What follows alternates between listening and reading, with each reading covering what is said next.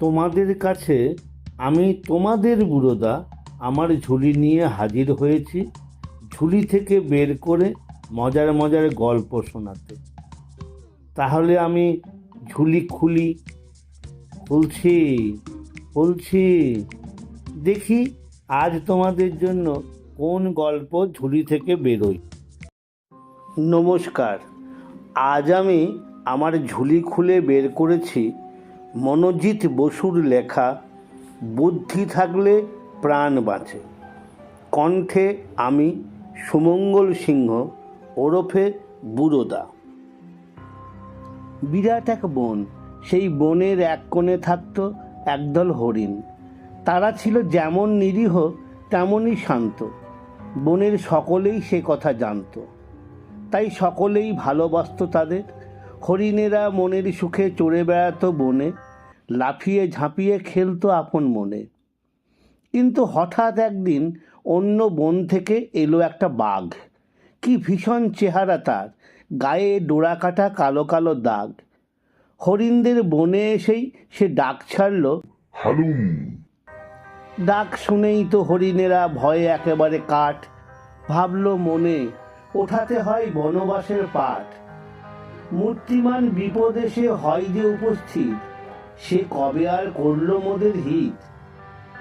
সবচেয়ে বড় হরিণ আর সকলকে ডেকে বললে, গায়ের জোর নেই কো মোদের, আমরা যে দুর্বল। দেখতো বাপু, সে বাঘ কোথায় আর কত দুর্বল। হরিণদের মধ্যে সবচেয়ে যে ছোট সে বললে, মনে হচ্ছে ধারে কাছেই ওত পেতে সে আছে, সুযোগ বুঝে খনিটা ঠিক আসবে মোদের কাছে। সে রাত্রে হরিণেরা আর ঘুমোতেই পারলে না। শিওরে সমন, তখন কি আর চোখে ঘুম আসে। রাত ভোর কাটল তাদের ত্রাসে। সবচেয়ে যে ছোট হরিণ, তার নাম ছিল চপল। চালাক চতুর ছিল সে খুব, না থাক কোনো বল। শেষ রাত্রের দিকে সবাইকে সে ফিসফিস করে বললে, মাথায় এলো বুদ্ধি আমার, নেই কোনো আর ভয়। তোমরা পালাও নদীর তীরে, ভোর যেন না হয়।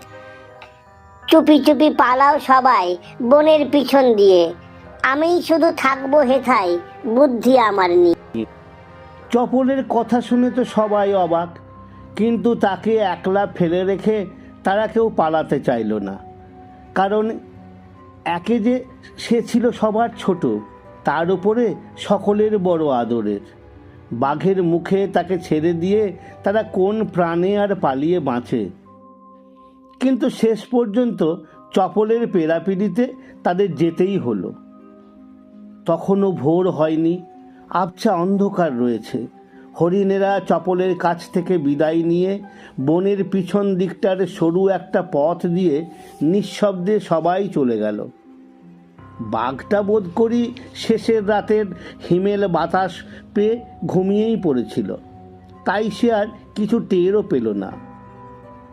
সকালের দিকে চপল রোজকার মতো আহার সংগ্রহে বের হলো।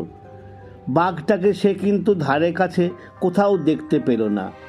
সে তখন অনেকটা নির্ভয়েই বনের কচি কচি লতা পাতা খেয়ে বেড়াতে লাগলো। এক জায়গায় একরাশ পচা পাতা ছিল জড়ো হয়ে।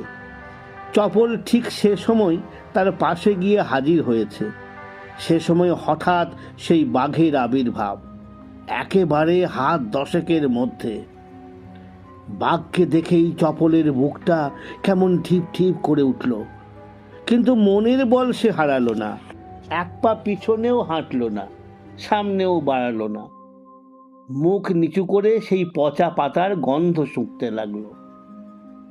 বাঘ বললে, বলি, ওখানে করছিস কি? আইরে বাছা, কাছে আয়, পরিচয়টা দি। চপল মুখ তুলে জবাব দিলে, চেনা বামুনের কি দেখাতে লাগে পইতে? আপনি হলেন ব্যাঘ্র মশাই, সে কথা আর কইতে। বাঘ বললে, বেশ বেশ, শুনে খুশি হলাম, কিন্তু কি করছিস ওখানে? চপল বললে, সিংহ রাজার খাবার পাহারা দিচ্ছি। বড্ড ভালো খাবার কিনা, তাই শুকে শুকে মাছি তাড়াচ্ছি। এ খাবার একমাত্র রাজাই কেবল খান। এটা পেলেই খুশি বেজায়, আর কিছু না চান। রাজার খাবার, তাহলে তো একটু চেখে দেখতেই হয়। এই বলে বাঘটা গুটি গুটি এগিয়ে আসতে লাগলো। ছোট্ট হরিণ, চপল হরিণ তখন কাঁচুমাচু হয়ে বললে, না না, অমন কাজও করবেন না। রাজামশাই জানতে পারলে আমায় আর আস্ত রাখবেন না। বিশ্বাস করে তিনি আমার উপর তাঁর এই খাবার পাহারা দেবার ভার দিয়ে গেছেন। আপনি তো আমাকে মহা বিপদে ফেললেন দেখছি। বাঘ বললে, দূর হাজারাম, তোর আবার বিপদ কি? আমি তো আর সবটা খাবো না, শুধু একটু চেখে দেখবো। রাজামশাই তা টেরও পাবেন না। বাঘটা আরো কাছে এসে পড়ল। চপলের বুকটা তখন ধরাস ধরাস করল, কিন্তু সাহস হারাবার পাত্র নয় সে। নিশ্চিত মৃত্যুর মুখে পড়েও সে তার উপস্থিত বুদ্ধি হারালো না। সে তখন বাঘটাকে উদ্দেশ্য করে বললে, নেহাত যখন ছাড়বেনই না, দেখুন পরখ করে। কিন্তু আমার চোখের ওপর নয়, আড়ালে যাই সরে। বুঝতেই তো পারছেন, রাজামশাই বিশ্বাস করে পাহারা ভার দিয়েছেন। চোখের ওপরে সে বিশ্বাস ভঙ্গ করি কি করে? আমি একটু আড়ালে যাই, তারপর যা ইচ্ছে করুন। বাঘের চোখ তখন রাজার খাবারের দিকে। সে ঘাড় নেড়ে চপল হরিণের কথাই সায় দিল। তার জিভ দিয়ে তখন লালা গড়াচ্ছে। পশুরাজ সিংহের খাবার যখন, তখন সেটা পরও উপাদেয় নিশ্চয়ই। সেই লোভে সে তখন হরিণের মাংসের কথাও যেন ভুলে গেল। চপল হরিণ আড়ালে যেতে যেতে বলল, দাঁড়ান দাঁড়ান, আগেই চাখবেন না। আমি একটু ভালো করে দেখে নিই আসেন কিনা রাজা। আমার হ্যাঁ শুনলে পরেই চাখুন খাবার তাজা। বাঘ তখন মুখ না তুলেই জবাব দিলে, ঠিক আছে, তোর হ্যাঁ শুনলেই চাখবো আমি খাবার।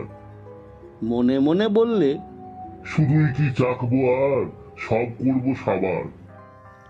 বুদ্ধিমান চপল হরিণ তখন এক লাফে পগার পার।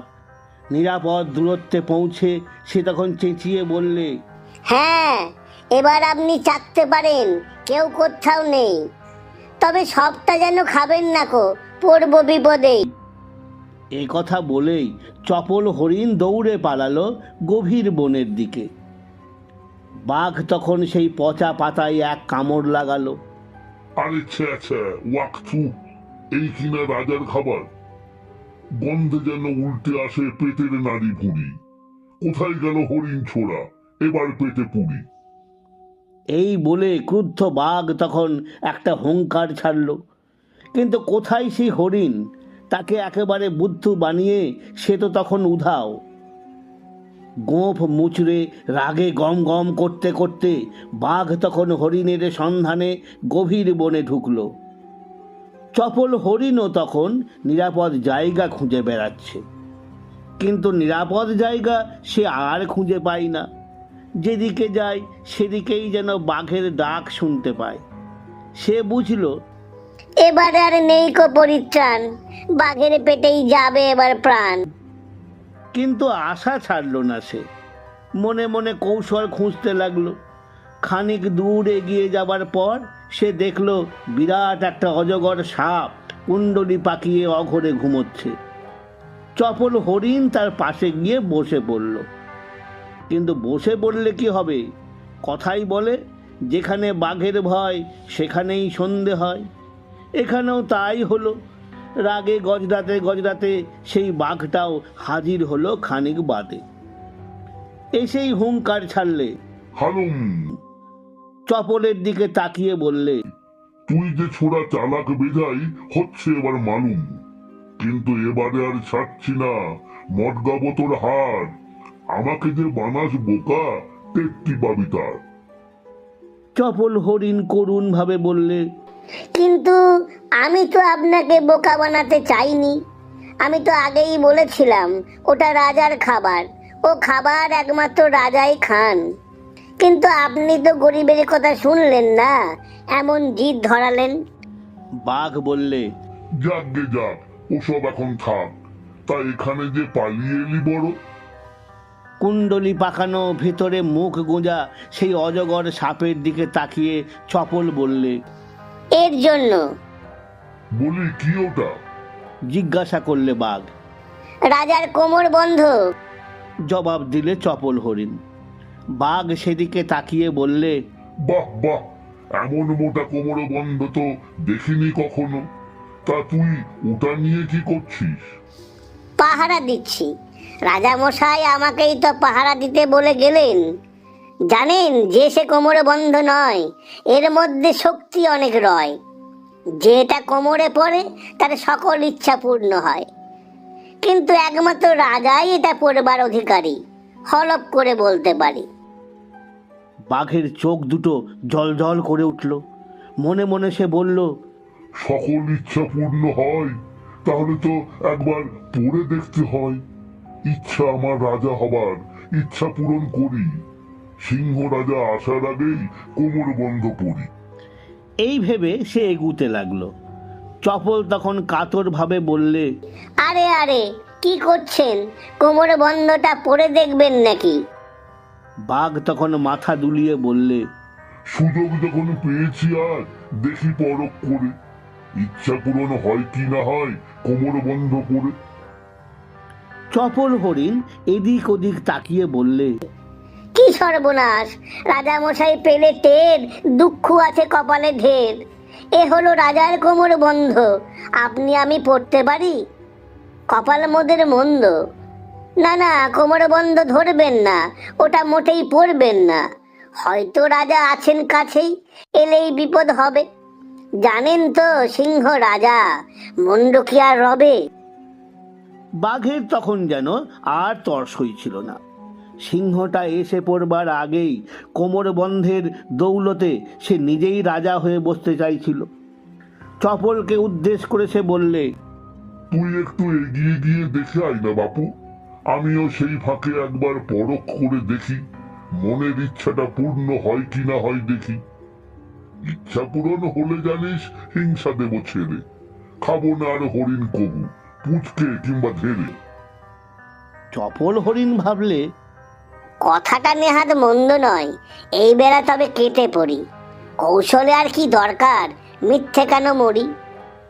এই ভেবে সে প্রকাশ্যে বললে, বেশ, তাহলে আমি এগিয়েই যাই, দেখে আছি রাজা মশাই আসেন কিনা তাই। আপনিও ইতিমধ্যে কাজটা ফেলুন সেরে। ইস, আপনি যদি রাজা হন সত্যি হবে বেড়ে। চপল হরিণ আর কাল বিলম্ব না করে সরে পড়ল সেখান থেকে।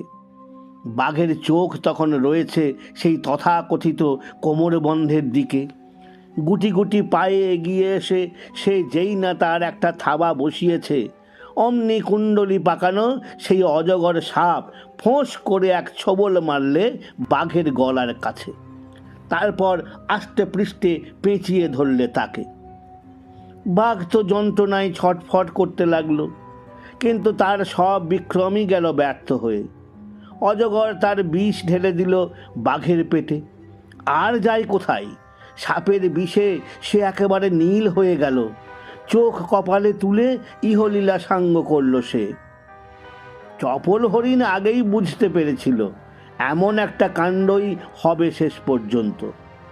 ঘণ্টা খানেক বাদে সে যখন ফিরে এলো, অজগর সাপ তখন মরা বাঘটাকে ছেড়ে দিয়ে পাহাড়ের দিকে চলে গেছে। অত্যাচারী বাঘের দশা দেখে মনে মনে তারা হাসিই পেল। আনন্দে সে তখন ছুটে চলল নদীর তীরে তার সঙ্গী সাথীদের ফিরিয়ে আনতে।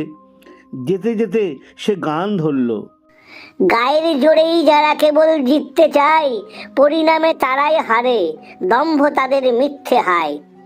দুর্বলেরাও বুদ্ধি বলে হয় যে বিপদ পার, বুদ্ধি সাথে ধৈর্য সাহস থাকলে চমৎকার। আমার কথাটি ফুরলো, নোটে গাছটি মুড়লো। আমার কথাটি ফুরলো, নোটে গাছটি মুড়লো। আমার কথাটি ফুরলো, নোটে গাছটি মুড়লো।